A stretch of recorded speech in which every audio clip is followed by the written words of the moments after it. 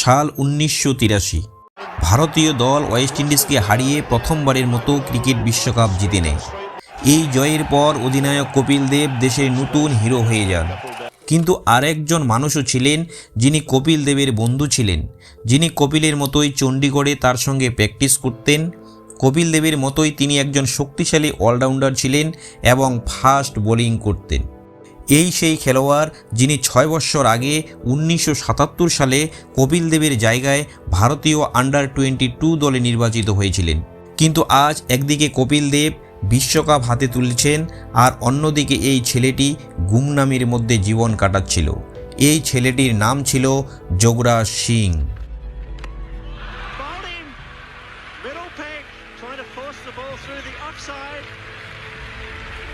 Domestic ক্রিকেটে যোগরাজ সিংয়ের নাম বড় বড় ক্রিকেটারদের মধ্যে পরিচিত হয়ে উঠছিল, সেই কারণেই তাকে ভারতীয় দলে খেলার সুযোগও দেওয়া হয়।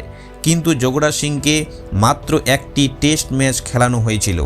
এর পাশাপাশি তিনি 6টি ওয়ানডে ম্যাচ খেলেছিলেন। কিন্তু চোট এবং খারাপ ফর্মের কারণে যোগরাজ সিং এই সুযোগগুলোতে ভালো করতে পারেনি। এখানেই যোগরাজ সিংয়ের ক্রিকেট ক্যারিয়ার শেষ হয়ে যায়। ভারতীয় দলের প্রাক্তন অধিনায়ক হেমু অধিকারীর মতে কিছু বড় খেলোয়াড় মনে করতেন যে যোগরাজ সিং কপিল দেবের থেকেও এক ধাপ উপরে ছিলেন। কিন্তু যোগরাজের ভাগ্যে অন্য কিছু লেখা ছিল। যোগরাজ সিংয়ের কথায় সুনীল গাভাস্কর তার আরও সুযোগ পাওয়ার পক্ষে ছিলেন, কিন্তু তখন বিসিসিআইয়ের চিফ সিলেক্টর বসন্ত সিং বেদি সেই কথায় রাজি হননি। এই সময়েই যোগরাজ সিংয়ের বাবার ক্যান্সারে মৃত্যু হয়। যোগরাজ পরিবারের একমাত্র ছেলে ছিলেন। এখন যখনই যোগরাজ বাইরে ম্যাচ খেলতে যেতেন তখন তার পুরো মন পড়ে থাকতো বাড়িতে থাকা তার একাকী মা, স্ত্রী এবং 1 বৎসরের শিশুর দিকে। একদিকে ভারতীয় দল থেকে বাদ পড়ার কারণে যোগরাজ মানসিকভাবে ভেঙে পড়ছিলেন, আর অন্যদিকে পরিবার সামলানো তার পক্ষে কঠিন হয়ে উঠেছিল। এই দুইয়ের মাঝখানে যোগরাজ ঠিকভাবে প্র্যাকটিস করতে পারেনি এবং ধীরে ধীরে পরিস্থিতি আরও খারাপ হতে থাকে। একজন মহান ক্রিকেটারের তারকা কিছু না করেই নিভে যায়। এই কথা যে এত প্রতিভা থাকা সত্ত্বেও তিনি ঘরের বাইরে রইলেন, এই আফসোস আর হতাশা যোগরাজ সিংয়ের ভিতরে জমে জমে থাকে। এই সময়েই যোগরাজ তার 2.5 বছরের ছেলের জন্য একটি প্লাস্টিকের ব্যাট কিনে আনেন। সেই ব্যাট দিয়ে ছেলে যোগরাজের সামনে একটি শক্তিশালী শট মারে। যোগরাজ বুঝে যান তিনি তার স্বপ্ন পূরণ করার মানুষটিকে খুঁজে পেয়েছেন। যোগরাজ নিজের ক্রিকেট প্র্যাকটিস ছেড়ে দেন এবং নিজের জন্য একটি নতুন লক্ষ্য ঠিক করেন। সেই লক্ষ্য ছিল যুবরাজকে একজন মহান ক্রিকেটার বানানো। নিজের ক্রিকেট ক্যারিয়ার ছাড়ার সময় যোগরাজ সিং একটি পাবলিক স্টেটমেন্ট দেন। তিনি বলেন, আমি আমার ছেলেকে স্যার গারফিল্ড সোবার্স এবং ভিভিয়ান রিচার্ডসের লেভেলে ক্রিকেটার বানাবো।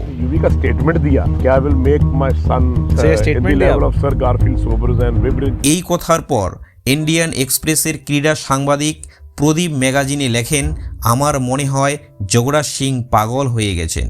সেই সময় সংবাদপত্রে যোগরাজ সিংকে নিয়ে যা কিছু লেখা হচ্ছিল সেই সব খবরের কাগজ ও ম্যাগাজিনের কাটিং যোগরাজ কেটে নিজের কাছে রেখে দিতে শুরু করেন।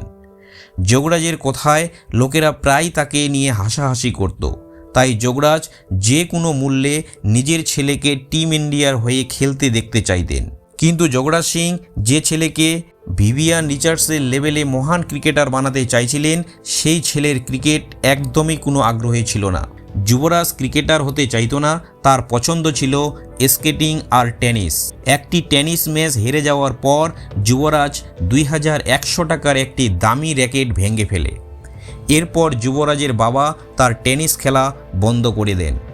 এখন যুবরাজ সপ্তাহে 6 দিন স্কেটিং খেলতো এবং শুধু রবিবারের দিন ক্রিকেট খেলতো। যুবরাজ তখন মাত্র 11 থেকে 12 বছরের ছিল যে সে আন্ডার-14 স্টেট টুর্নামেন্টে স্পিড স্কেটিং গেমে গোল্ড মেডেল জিতে নেয়। কিন্তু নিজের ছেলেকে বাহবা দেওয়ার বদলে যোগরাজ সিং রেগে আগুন হয়ে যান। যোগরাজ যুবরাজের কাছ থেকে তার মেডেল কেড়ে নেন এবং স্কেটগুলো ছুঁড়ে ফেলে দেন। যোগরাজ চাইতেন যুবরাজ ক্রিকেটার হোক, অথচ তার ছেলে যদি সবচেয়ে বেশি ভালোবাসত কোনো কিছু তাহলে সেটা ছিল স্কেটিং। বাড়িতে ফিরে যুবরাজ ফুপিয়ে ফুপিয়ে কাঁদতে থাকে। যুবরাজের মা শবনম যোগরাজ সিংয়ের সঙ্গে খুব ঝগড়া করেন। দাদিও যোগরাজকে খুব বকাঝকা করেন, কিন্তু যোগরাজের বিশ্বাস ছিল যদি কোনো কিছুকে এক্সেলেন্ট করতে হয় তাহলে একটি জিনিসেই ফোকাস করতে হবে, 10টা জিনিসে নয়। সেই সন্ধ্যায় যখন যুবরাজ মন ভরে কেঁদে ক্লান্ত হয়ে পড়ে, তখন যোগরাজ তাকে জড়িয়ে ধরেন এবং নিজেও ফুপিয়ে ফুপিয়ে কাঁদতে শুরু করেন। যুবরাজের মা শবনম প্রতিদিন সকালে যোগরাজের ঘরে তার জন্য চা নিয়ে যেতেন, কিন্তু স্কেটিংয়ের ঘটনার পরের দিন যুবরাজ নিজেই তার বাবার জন্য চা নিয়ে আসেন এবং যুবরাজ তার বাবাকে জিজ্ঞেস করেন, আপনি কি আমার সঙ্গে ক্রিকেট কিট কিনতে যাবেন নাকি আমি মায়ের সঙ্গে যাব? এই কথায় যোগরাজ খুব খুশি হয়ে যান। অবশেষে তার ছেলে ক্রিকেট খেলতে রাজি হয়ে গেছে। যোগরাজ সিং যুবরাজের ভর্তি করিয়ে দেন পার্টিলিয়ার বিখ্যাত যদমন্দির পাবলিক স্কুলে। এই স্কুলের পাশেই ছিল মহারানী ক্লাব, যেখানে ক্রিকেটার নভজ্যোৎ সিং সিধু প্র্যাকটিস করতে আসতেন। একদিন যোগরাজ সিং যুবরাজকে নিয়ে মহারানী ক্লাবে যান এবং সিধুকে যুবরাজের ব্যাটিং দেখতে বলেন। যুবরাজের কয়েকটি শট দেখার পর সিধু বলেন যে যুবরাজ ক্রিকেটারের জন্য তৈরি নয়। এই কথা শুনে যোগরাজ সিং যুবরাজকে হোস্টেলে নিয়ে যান এবং বলেন, নিজের ব্যাগ তুলে নে আর বাড়ি চল, আমি দেখি তুই ক্রিকেট কিভাবে খেলবি না। যোগরাজ নিজের বাড়ির পেছনের সুন্দর বাগান পুরো উজাড় করে ফেলেন এবং সেখানে ফ্ল্যাট লাইট লাগিয়ে একটি মার্বেলের পিচ বানান। এখানে যোগরাজ সিং টেনিস বল পানিতে ভিজিয়ে যুবরাজের শরীরের দিকে বল করতেন, যাতে সে শর্ট বল খেলতে শিখে যায়। যোগরাজ যুবরাজকে স্পোর্টস অথরিটি অফ ইন্ডিয়ার পেস বোলিং একাডেমিতেও নিয়ে যান, যেখানে তিনি যুবরাজকে হেলমেট ছাড়া ব্যাটিং করান এবং ফাস্ট বোলারদের দিয়ে তার দিকে বাউন্সার করাতে বলেন। যোগরাজ নিজের ছেলেকে এতটাই নির্মম ট্রেনিং দিতে শুরু করেন যে অনেক সময় যুবরাজের মা শবনম যোগরাজকে বলতেন, তুমি কি আমার ছেলেকে মেরে ফেলবে? একদিন কাঁপুনি ধরা ঠান্ডায় সকালে যুবরাজ তার গরম বিছানা ছাড়তে চাইছিল না। এতে যোগরাজ সিং এতটাই রেগে যান যে তিনি একটি বালতিতে ঠান্ডা পানি ভরে এনে যুবরাজের গায়ে ঢেলে দেন। একবার যুবরাজ একটি খারাপ শট খেললে যোগরাজ সিং রেগে গিয়ে নন স্ট্রাইকের একটি স্টেম উপড়ে দিয়ে যুবরাজের দিকে ছুঁড়ে মারেন। আরেকটি ম্যাচে যখন যুবরাজ খারাপ শট খেলে আউট হয়ে যায়, তখন বাড়ি ফিরে যোগরাজ সিং দুধের একটি গ্লাস তুলে সরাসরি যুবরাজের দিকে ছুঁড়ে মারেন এবং বলেন, তুই যদি আমার ছেলে না হতি তাহলে আজ তোকে গুলি করে দিতাম। তুই আমার রেপুটেশন নষ্ট করে দিয়েছিস, এত হার্ড ট্রেনিংয়ের কোনো লাভ হলো না। যুবরাজ যত বড় হতে লাগলো, বাড়ির ভিতরের চাপ আর টানাপোড়েন ততই বাড়তে থাকলো। যুবরাজের বাবা মায়ের মধ্যেও নিয়মিত ঝগড়া চলতে থাকতো। এই পরিবেশ থেকে বাঁচার জন্য যুবরাজ ক্রিকেট খেলতে চণ্ডীগড় থেকে পাটিয়ালা, অমৃতসর আর দিল্লিতে যেতে শুরু করলো, শুধু এই কারণে যাতে তাকে বাড়ি থাকতে না হয়। আমি এই খেলাটাকে ঘৃণা করি, কারণ এটা আমার জন্য খুব কঠিন ছিল, মানসিকভাবে খুবই কঠিন ছিল। কিন্তু এই সব কিছুর মধ্যেও ভালো দিকটা ছিল যোগরাজ সিংয়ের কঠোর ট্রেনিং, যেটা যুবরাজকে ধীরে ধীরে আরও ভালো খেলোয়াড় বানিয়ে দিচ্ছিল। জুনিয়র ক্রিকেটার যুবরাজ এত রান করে ফেলেছিল যে মাত্র 15 বছর বয়সেই সে পাঞ্জাবের হয়ে রঞ্জি ট্রফিতে ডেবিউ করে। সবচেয়ে ইন্টারেস্টিং বিষয় হলো, এত অল্প বয়সে সুযোগ পাওয়ার পর যুবরাজ ওপেনিংয়ে ব্যাট করতে নামে, কিন্তু 0 রানে আউট হয়ে যায় এবং সেই ম্যাচে একটি ক্যাচও ছেড়ে দেয়। এরপর যুবরাজকে আর কোনো ম্যাচেই খেলানো হয়নি। এইভাবেই যুবরাজের ক্যারিয়ার শুরু হওয়ার আগেই শেষ হয়ে যায়। যুবরাজকে নিয়ে হাসাহাসি শুরু হয়ে যায়। এতে যুবরাজ এবং তার বাবা দুজনেই খুব কষ্ট পান, কিন্তু যুবরাজের গল্প এখানেই শেষ হয়ে যায়নি। 2 বছর পর অর্থাৎ ফেব্রুয়ারি 1999 সালে যুবরাজ পাঞ্জাবের হয়ে আবার রঞ্জি ম্যাচ খেলার সুযোগ পায়। সামনে ছিল হায়দ্রাবাদ দল। এই ম্যাচে যুবরাজ 2টি ক্যাচ ধরে এবং একটি রান আউট করে, কিন্তু ব্যাট হাতে সে মাত্র 20 আর 18 রানেই করতে পারে। একবার আবার প্রশ্ন উঠতে শুরু করে, যুবরাজ কি সত্যি এই লেভেলে খেলার যোগ্য? কিন্তু পাঞ্জাবের অধিনায়ক বিক্রম রাঠোর যুবরাজের পাশে দাঁড়ান এবং তাকে সামনে এগিয়ে যাওয়ার সুযোগ করে দেন। নভেম্বর 1999 সালে যুবরাজ হরিয়ানার বিরুদ্ধে রঞ্জিতে নিজের প্রথম 100 রান করেন। সে 149 রানে আউট হয়ে যান। ম্যাচের পর যুবরাজ তার বাবাকে ফোন করে খুব খুশি হয়ে জানায় যে 100 রান করেছে, কিন্তু ওপার থেকে যুবরাজ রেগে গিয়ে বলে ওঠেন, তুই 200 কেন করতে পারলি না? তবে মাত্র 2 ঘন্টা পরেই যোগরাজ আবার ফোন করেন এবং যুবরাজকে একটি হোন্ডা সিটি গাড়ি উপহার দেন। রঞ্জিতে প্রথম 100 রানের 1 মাসও না পেরোতেই যুবরাজ আরেকটি অবিশ্বাস্য ইনিংস খেলে ফেলে। ডিসেম্বর 1999 সালে পাঞ্জাব আর বিহারের মধ্যে Cooch Behar trophy under-19 final match খেলা হচ্ছিল। এই ম্যাচের প্রথম ইনিংসে বিহার দল 357 রানে অল আউট হয়ে যায়। এর জবাবে পাঞ্জাব দল 5 উইকেটে 839 রানে ইনিংস ঘোষণা করে। এই ইনিংসে একা যুবরাজ সিং 358 রান করে ফেলে, অর্থাৎ বিহারের পুরো দলের দিকে 1 রান বেশি। একবার আবার যখন যুবরাজ তার বাবাকে ফোন করে তখন যোগরাজ বলে, তুই 400 কেন করতে পারলি না? এই ইনিংসের ফলে যুবরাজ সিংয়ের ভারতীয় আন্ডার-19 দলে নির্বাচন হয়ে যায়। 2000 সালের জানুয়ারি মাসে আইসিসির আন্ডার-19 ক্রিকেট বিশ্বকাপ অনুষ্ঠিত হয়। এটি ছিল যুবরাজ সিংয়ের প্রথম আন্ডার-19 আন্তর্জাতিক টুর্নামেন্ট। পুরো টুর্নামেন্ট জুড়েই যুবরাজ দুর্দান্ত পারফরমেন্স করে, বিশেষ করে সেমিফাইনালে অস্ট্রেলিয়ার বিরুদ্ধে, যেখানে সে 58 বলে 84 রান করে। এই বিশ্বকাপে ভারতীয় জয়ী হয় এবং যুবরাজ সিংকে প্লেয়ার অব দ্য টুর্নামেন্ট হিসেবে নির্বাচিত করা হয়। এখান থেকেই যুবরাজ সিংয়ের ভারতীয় দলে যাওয়ার রাস্তা খুলে যায়। যুবরাজ সিংয়ের ডেবিউ হয় আইসিসি নকআউট ট্রফিতে, যেটাকে এখন চ্যাম্পিয়ন্স ট্রফি নামে চেনা হয়। এখানে যুবরাজ অস্ট্রেলিয়ার বিরুদ্ধে নিজের প্রথম ম্যাচ খেলার সুযোগ পায়। সেই সময় অস্ট্রেলিয়া ছিল সবচেয়ে ভয়ঙ্কর দলগুলোর একটি, কিন্তু 18 বছর বয়সী যুবরাজ নিজের ডেবিউ ম্যাচেই 84 রান করে ফেলে এবং প্লেয়ার অব দ্য ম্যাচ হয়ে যায়। But he's a good striker of the ball and you can see it there. এর পরের 10 বছর ধরে যুবরাজ সিং ভারতীয় দলের মিডল অর্ডারে রাজত্ব করতে থাকে। 2005 এবং 2006 সালে ইংল্যান্ড, পাকিস্তান এবং দক্ষিণ আফ্রিকার বিরুদ্ধে হওয়া 3টি সিরিজে যুবরাজ পরপর ম্যান অব দ্য সিরিজ হয়ে যায়। 2007 সালে দক্ষিণ আফ্রিকায় প্রথম টি-20 বিশ্বকাপ অনুষ্ঠিত হয়। ইংল্যান্ডের বিরুদ্ধে একটি ম্যাচে যুবরাজের সঙ্গে অ্যান্ড্রু ফ্লিন্ট ট্রফির তীব্র কথা কাটাকাটি হয়। এই ঘটনাটি যুবরাজের ভিতরে এমনই রাগ ঢেলে দেয় যে পরের ওভারেই সে স্টুয়ার্ট ব্রডের 6টি বলেই 6টি ছক্কা মেরে দেয়। টি-20 ক্রিকেটে এই প্রথমবার, আন্তর্জাতিক ক্রিকেটে মাত্র দ্বিতীয়বার এমন ঘটনা ঘটেছিল। এই ম্যাচে যুবরাজ মাত্র 12 বলে 50 রান করে এবং সবচেয়ে দ্রুত 50 করার বিশ্ব রেকর্ড গড়ে তোলে। সেমিফাইনাল ম্যাচে ভারতের সামনে ছিল অস্ট্রেলিয়া। ম্যাচ চলাকালীন যুবরাজের সঙ্গে হ্যাডেনের কথা কাটাকাটি হয়। একবার আবার যুবরাজ 30 বলে 70 রান করে ফেলে। যুবরাজের এই ইনিংসের বদৌলতে ভারত অস্ট্রেলিয়াকে হারিয়ে ফাইনালে পৌঁছে যায়। ফাইনালে ভারত পাকিস্তানকে হারিয়ে প্রথম টি-20 বিশ্বকাপ জিতে নেয়।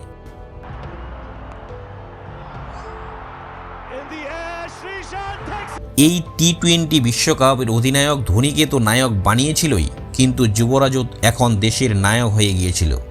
2009 এবং 2010 সালে যুবরাজ লাগাতার চোটের সঙ্গে লড়াই করছিল। 2010 সালে তাকে 2বার ডেঙ্গু হয়, একই আঙ্গুলে 2বার চোট লাগে এবং কবজিত ফ্র্যাকচার হয়ে যায়। যুবরাজের শরীরে বারবার চোট লাগছিল এবং সেরে উঠতেও তার অনেক সময় লেগে যাচ্ছিল।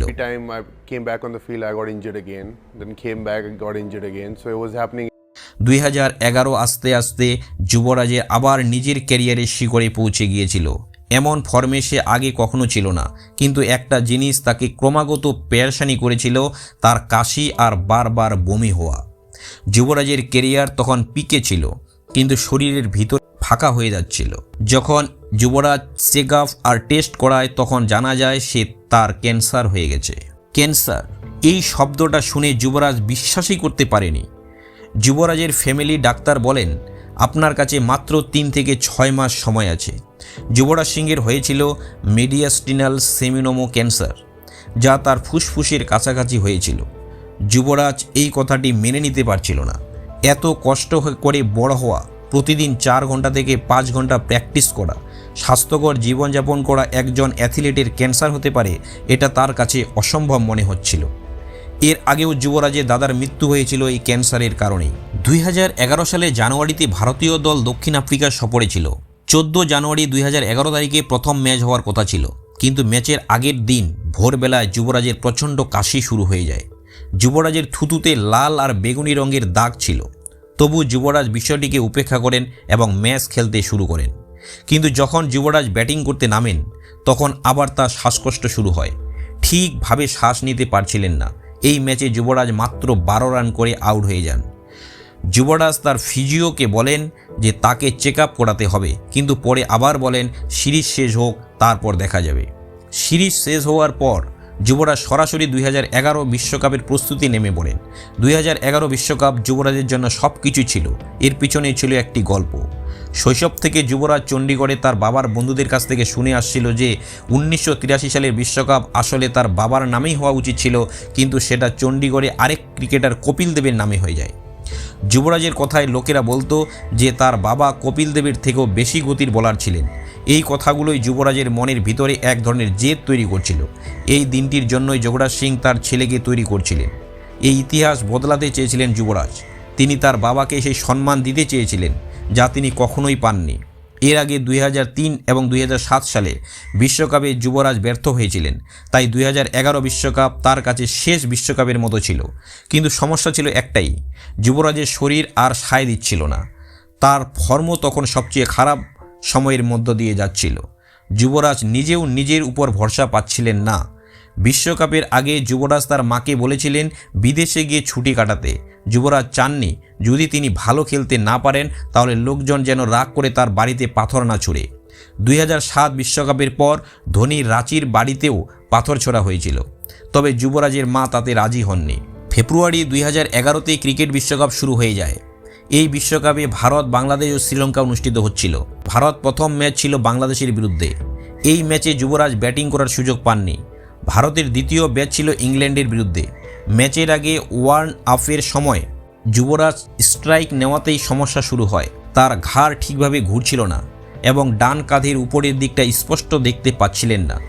যুবরাজ তার ফিজিও নিতিন প্যাটেলকে ডাকেন। নিতিন প্যাটেল অনেক চেষ্টা করেও যুবরাজের ঘাড় ঠিক করতে পারেননি। অবশেষে যুবরাজ জাহির খানের কাছে গিয়ে বলেন যে তিনি এই ম্যাচ খেলতে পারবেন না। তখন জাহির খান বলেন, আমি তোকে বলছি চুপ করে খেলতে। যুবরাজ নিজের ব্যথা আর অসুস্থতাকে ভুলে গিয়ে মাঠে নামেন এবং 58 রান করেন। এই ম্যাচের পর অনেক কমেন্টে বলেন যে যুবরাজ তার ফর্মে ফিরে এসেছে, কিন্তু বাস্তবে যুবরাজের শরীর আরও খারাপ হতে থাকে। তার ঘুম হচ্ছিল না, অস্থিরতা বাড়ছিল, বারবার বমি হচ্ছিল, নিজের শ্বাসের শব্দ সে নিজেই শুনতে পাচ্ছিল এবং তার স্ট্যামিনা দ্রুত কমে যাচ্ছিল।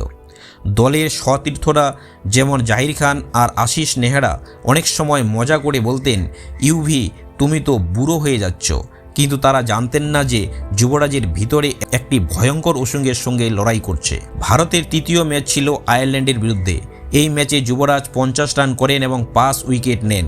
পুরো বেঙ্গালুরু স্টেডিয়াম দাঁড়িয়ে পড়ে, দর্শকরা যুবরাজের জন্য হাততালি দিতে থাকে।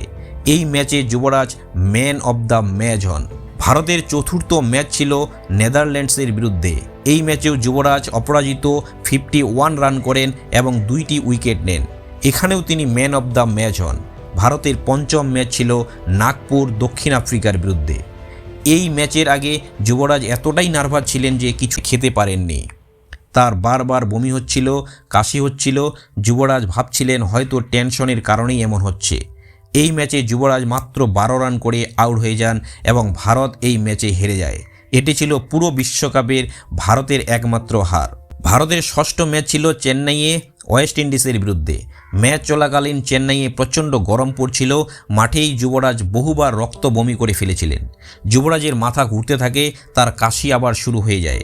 সেই কাশির সঙ্গে রক্ত বের হচ্ছিল, কিন্তু যুবরাজ ভাবলেন হয়তো দক্ষিণ আফ্রিকার কাছে হারের ধাক্কাতেই এমন হচ্ছে, কারণ সেই হার তাকে ভিতর থেকে নড়িয়ে দিয়েছিল।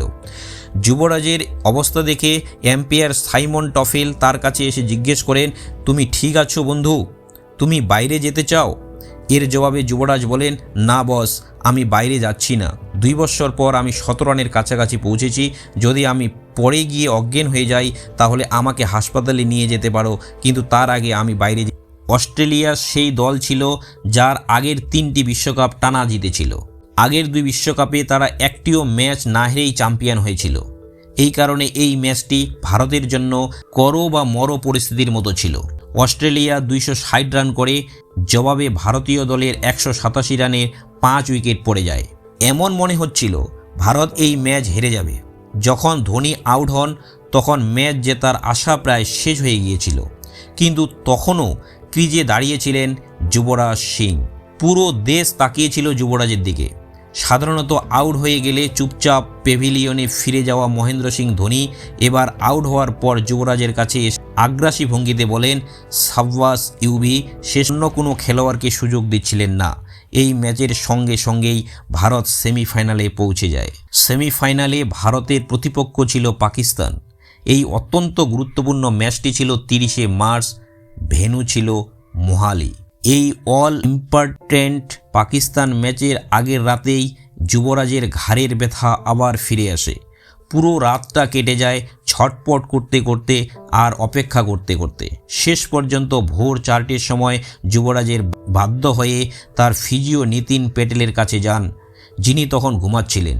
নিতিন প্যাটেল অনেক চেষ্টা করেও যুবরাজকে বিশেষ কোনো আরাম দিতে পারেননি। এই ম্যাচটি ছিল মোহালিতে, মানে যুবরাজের হোম গ্রাউন্ডে। কিন্তু যুবরাজ যখন ব্যাটিং করতে নামেন তখন সঙ্গে সঙ্গে আউট হয়ে যান 1 রানও না করে। তবু ভারত এই ম্যাচটি জিতে যায় এবং Sachin Tendulkar man of the match হন। যুবরাজ তখনও তার অসুস্থতা আর চোটের সঙ্গে লড়াই করে চলছিলেন। 2রা এপ্রিল 2011 ভারতের ফাইনাল ম্যাচ ছিল শ্রীলঙ্কার বিরুদ্ধে। ফাইনালের আগের রাতে যুবরাজ ছিলেন ক্লান্ত, শরীর শক্ত হয়ে গিয়েছিল, কিন্তু জেতার জন্য ছিল মরিয়া। ঘুমের ওষুধ খেতে খেতে যুবরাজ তার ফিজিও নিতিন প্যাটেলকে বলেন, কাল যাই হোক না কেন আমি শুধু চাই ঈশ্বর আমাদের বিশ্বকাপটা দিয়ে দিক। উনি যা খুশি করতে পারেন, আমার প্রাণ নিয়ে যেতে পারেন, আমাকে যত কষ্ট দিতে চান দিতে পারেন, কিন্তু ঈশ্বর আমাদের শুধু বিশ্বকাপটা দিয়ে দিন। ফাইনাল ম্যাচের দিন শ্রীলঙ্কা প্রথমে ব্যাটিং রানের সুবাদে ভারত খুব সহজেই এই রান তাড়া করে ফেলে। গম্ভীর আউট হওয়ার পর ফেটে পড়ব। আমি পাগল হয়ে গিয়েছিলাম। আমি ওকে জড়িয়ে ধরতে চাইছিলাম, মারতে চাইছিলাম যতক্ষণ না সে আমাকে কনফার্ম করে দিচ্ছে যে হ্যাঁ হয়ে গেছে, আমার বিশ্বকাপ জিতে গেছি। যুবরাজ আর ধোনির জুটি ভারতকে 28 বছর পর বিশ্বকাপ জেতায়। এই বিশ্বকাপে যুবরাজ মিডল অর্ডারে ব্যাটিং করার পরেও সবচেয়ে বেশি 362 রান করেন। বোলিংয়েও তিনি দুর্দান্ত ছিলেন। ভারতের হয়ে জাহির খানের পর দ্বিতীয় সর্বোচ্চ 15টি উইকেট নেন। একজন মহান অলরাউন্ডার হিসাবে যুবরাজ ইতিহাস রচনা করেন।